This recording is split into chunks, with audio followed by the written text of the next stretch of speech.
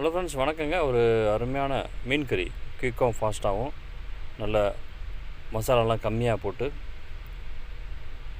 Kashmir chilli சேர்த்து வச்சு செஞ்ச ஒரு அருமையான ஒரு ஃபிஷ் கறி. குயிக்காக எப்படி செய்ய பார்க்கணுமோ அதுக்கு முன்னாடி சேனலுக்கு முதல்ல வரைக்கும் சப்ஸ்கிரைப் பண்ணிட்டு பெல் பட்டன் ப்ரெஸ் பண்ணிட்டு பாருங்கள். அப்போ தான் அப்புறம் வீடியோ நோட்டீஸ் வந்துருக்கும். சாதத்து கூட சப்பாத்தி கூட சாப்பிட்றதுக்கு ஃபண்டாஸ்டாக இருக்கும். வாங்க அதை எப்படி செய்யலாங்கிறத வீடியோவில் குயிக்காகவே பார்த்துடலாம்.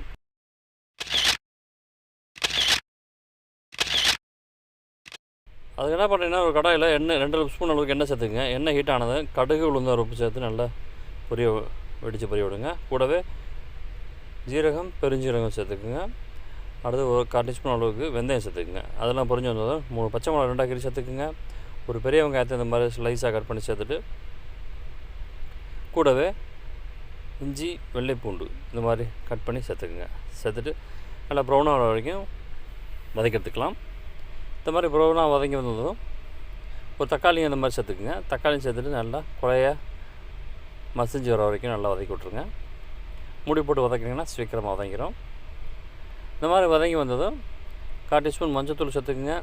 காஷ்மீரி சில்லி பவுட்ரு 2லேருந்து 2.5 ஸ்பூன் அளவுக்கு சேர்த்துக்குங்க. வேறு எந்த மசாலா தேவையில்லை. சிறிதளவு மல்லிப்பொடி கொஞ்சம் சேர்த்துக்குங்க. சேர்த்துட்டு நல்லா மிக்ஸ் பண்ணி விடுங்க.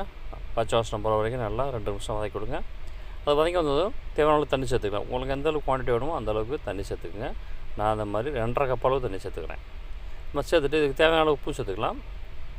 உப்பு சேர்த்துட்டு நல்லா மிக்ஸ் பண்ணி கட்டி இல்லாமல் எல்லா இடத்துலையும் பிறகு நல்லா மிக்ஸ் பண்ணி விட்டு மூடி போட்டு, அதுக்கு முன்னாடி குடம்புளி இல்லாட்டி சாதா வளம்புளி சேர்த்துக்குங்க. சேர்த்துட்டு அதையும் நல்லா மிக்ஸ் பண்ணி விட்ருங்க. மிக்ஸ் பண்ணிவிட்டு மூடி போட்டு ஒரு 5-6 நிமிஷம் நல்லா கொதிக்க விடலாம். கொதித்து நல்லா எண்ணெயெல்லாம் பிரிஞ்சு சைடில் வந்தோடனே இந்த பாருங்கள், சைடில் எண்ணெயெல்லாம் பிரிஞ்சு வந்துருச்சு.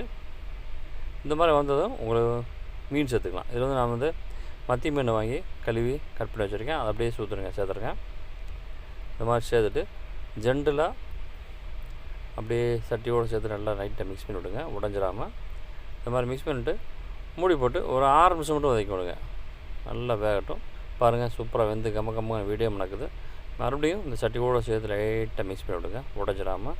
இந்த மாதிரி ஜென்டலாக லைட்டாக மிக்ஸ் பண்ணி விடுங்க. இந்த மாதிரி மிக்ஸ் பண்ணி விட்ருங்க. அவ்வளோதாங்க, சூப்பராக ரெடி ஆச்சுங்க. கடிச்சா கொஞ்சம் கருவேப்பிலையும் கொத்தமல்லி தலை இருந்தால் அதையும் பிடிச்சா கட் பண்ணி சேர்த்துட்டிங்கன்னா ஒரு அருமையான ஃபென்டாஸ்டிக்கான ரெட் கலரில் சூப்பராக இருக்கும். உரப்பு கம்மியாக இருக்கும், பாத்தா கலர் இருக்கும்.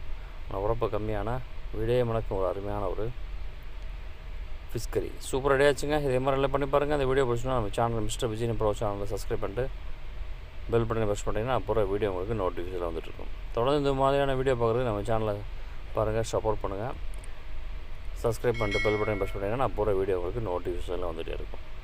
சாத்து கூட சப்பாத்தி கூடலாம் வச்சு சாப்பிட்டிங்கன்னா சூப்பராக இருக்கும்.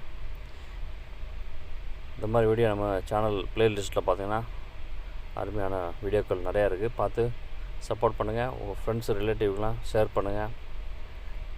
தேங்க்யூ ஃபார் வாட்சிங். நன்றி, வணக்கம்.